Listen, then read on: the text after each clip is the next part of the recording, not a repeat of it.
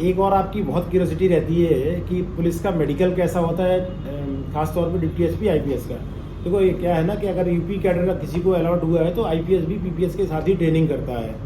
ये आपको मालूम है? जी जी, हमारे साथ बहुत चेंज नहीं होते हैं, क्योंकि सीनियर पीपीएस जाके आईपीएस भी अवॉर्डेड होता है। अब दूसरा रहता है उनका मेडिकल और हाइट के संबंध में हमेशा क्यूरियोसिटी रहती है इनकी। तो हाइट बताओ आंसू भाई, क्या रहती है? कैटेगरीज वाइज है अलग या सबके लिए सेम है? तो जैसे पीसीएस का एग्ज़ाम आपने दे लिया तो इंटरव्यू के बाद जब आपका फाइनल सिलेक्शन हो गया तो यहाँ पे मेडिकल होने की प्रथा है, जो कि यूपीएससी से थोड़ा सा डिफरेंट है इस सेंस में कि वहाँ पे मेडिकल इंटरव्यू के तुरंत बाद हो जाता है, लेकिन यहाँ पे फाइनल रिजल्ट आने के बाद मेडिकल होता है। तो ये भी बताना चाहूँगा मैं, जो लोग तैयारी कर रहे हैं, अगर आप मेडिकल क्राइटेरिया फुलफिल नहीं करते हैं तो यूपीपीएससी में फिर आपको आपका अभ्यर्थन निरस्त कर दिया जाएगा, आप फिर किसी और पोस्ट को नहीं ले पाएंगे, जबकि यूपीएससी में ऐसा नहीं होता है। तो मेडिकल स्टैंडर्ड्स की बात करेंगे क्योंकि वही स्पेसिफिक पूछा गया है। तो जब आपका इंटरव्यू का रिजल्ट आ जाएगा और आप सीएमओ ऑफिस जाएंगे मेडिकल कराने, तो वहाँ पे आपके हाइट संबंधी जांचें होंगी। तो जो मेल कैंडिडेट है, जो जनरल क्लास का है और जो ओबीसी क्लास का है, सेम इक्वल 165। हाँ, उसके लिए 165 सेंटीमीटर क्राइटेरिया है। ओबीसी और एससी क्लास के लिए भी 165 सेंटीमीटर ही है, और इसमें चेस्ट का क्राइटेरिया भी होता है। तो वो मैं बताऊंगा आपको। 84 अनएक्सपैंडेड से 89 एक्सपैंडेड। हाँ, तो सीना फुला के और जितना नॉर्मल है जी, तो उसमें 5 सेंटीमीटर, क्योंकि आपको दौड़ना भागना होता है पुलिस की सेवाओं के में, तो इस लंग्स में लंग्स कैपेसिटी, हाँ, लंग्स में दम रहे।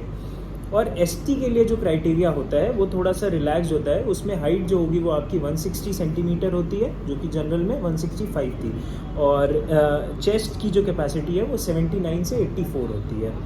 इसके अलावा फीमेल कैंडिडेट्स को भी बताना चाहेंगे, उनकी हाइट का क्राइटेरिया 152 सेंटीमीटर है फॉर जनरल, ओबीसी और एससी क्लास, और एसटी क्लास के लिए 147 है। इसके अलावा फीमेल कैंडिडेट्स के लिए मिनिमम वेट का भी एक क्राइटेरिया है, वो है 40 kg। ये केवल फीमेल कैंडिडेट्स के लिए है। ठीक है, तो ये रहा एक कैटेगरी हो गई। ये मेडिकल पे बड़ा डिस्टर्ब रहते हैं, कंफ्यूज रहते हैं।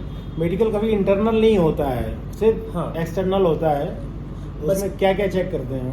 आपका फुल बॉडी चेकअप, आपके नॉर्मल हेल्थ चेकअप जैसा होता है, जैसे आपका ब्लड टेस्ट और एक्सरे वगैरह आपको एक दिन पहले से करवा के रखना होता है। फिर उसके बाद जब सीएमओ ऑफिस में आप जाते हैं तो एक कलर ब्लाइंडनेस हो गया, आँखों का हो गया।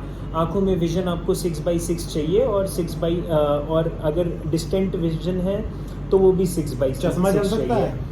हाँ, चश्मा चल जाता है, चश्मा चलता है। चश्मे के साथ ही आपका विजन जो है वो 6/6 करेक्ट हो रहा होना चाहिए। ऐसा नहीं हो कि चश्मे के बाद भी आपको नहीं दिखना। एक कलर ब्लाइंडनेस वाली जो बात आपने कही, कलर ब्लाइंडनेस कई लोगों को पता नहीं होता है, तो उनको जांच करा के रखना चाहिए। उस केस में कई बार लोग मेडिकल स्टेज में, काला सब एक दिखता है, हाँ, सारे काले ही दिखते हैं। हाँ, एक कलर ब्लाइंडनेस होगा, एक नाइट ब्लाइंडनेस होगा, तो दोनों में ही आपका क्राइटेरिया फुलफिल हो रहा होना चाहिए। कान का भी है, श्रव्य का भी है। हाँ, तो कान में भी आपको आपकी जो श्रव्य शक्ति है वो सामान्य क्या बोलते थे हम लोग इंटरमीडिएट में फिजिक्स में पढ़ते थे, उसको प्रैक्टिकल करते थे, उसका उसी टाइप का रहता है वो, ये डॉपलर यू आकार का होता है। अच्छा, कान के पास लगाते हो उसका, हम लोग फ्रीक्वेंसी का प्रैक्टिकल करते थे। यस, दिमाग में नहीं आ रहा उसका, तो मुझे भी नहीं याद आ रहा है। तो यही है मेडिकल के लार्जली क्राइटेरिया, यही नॉकनी फ्लैट फुट, नॉकनी और फ्लैट फुट सामान्य माना जाता है। अगर किसी ने का पहले कोई रिजेक्शन रहा है जो कि वो फॉर्म में भर के देगा, तो उस केस में उसका नॉकनी चेक किया जाएगा। अदरवाइज इसलिए किया जाता है कभी आपको भागना पड़े तो आपके घुटने लग जाएंगे, तो आप भाग ही नहीं पाएंगे। जितना भी मेडिकल फिटनेस, जरूरी नहीं है कि चोर को पकड़ना है, कहीं बवाल हो गया इस तरीके की आगे की, खुद को भी सेव करना है, बिल्कुल, है ना। ऐसा नहीं है कि आप सामने वाले को ही करने आए हो, पहले जब आप खुद सेफ रखोगे तभी तो आप दूसरों को सेव कर पाओगे। तो इसलिए भी होता है, आपको लोगों को, अपने साथी पुलिसकर्मी को सभी सहायता करनी है, इसलिए मेडिकली फिट होना तो बहुत इम्पोर्टेंट है। अब आंसू से इसी तरह मैं अलग अलग उस पर है, आपकी क्यूरियोसिटी जितने भी प्रश्न हैं सब लेते रहूँगा, इनसे रोज 2-2 करके पूछता रहूँगा, तो ये बताते रहेंगे। Thank you.